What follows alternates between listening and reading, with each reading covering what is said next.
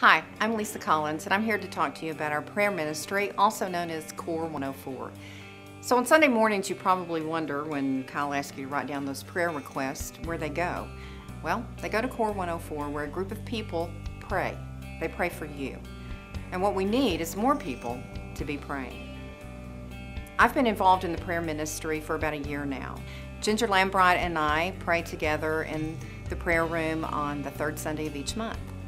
Well, one Sunday, not very long ago, I was sitting in church and Kyle was asking everyone to fill out the prayer request when it occurred to me that Ginger wasn't there. She was out of town. And she's the one who always recruits people to go in on that day. So I felt compelled to make my way to the prayer room. I got there, nobody else was there. I was by myself, and there was one prayer request on the table.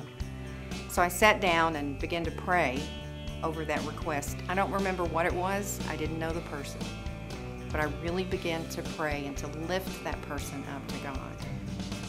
And then I turned and I looked on the whiteboard over on the wall, and there were different things that we could pray for while we were there. So I began to pray for our church. I began to pray for each and every person who was sitting in the congregation that day. And I began to pray for Kyle. I also began to pray for myself. I was asking God to give me direction. This is something I'd been praying about for quite some time. What other ministry did He want me involved in? What else did He want me to do?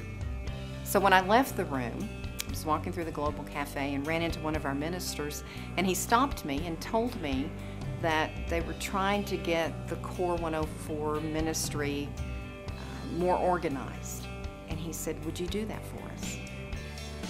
I thought maybe God was answering my question, that yes, this is where the direction I want you to go. But it was really confirmed when I went on into the church, sat down next to my husband, focused on Kyle as he was talking about prayer, talking about how we need people to pray during the church services without ceasing, and that he wants prayer when he's up there preaching.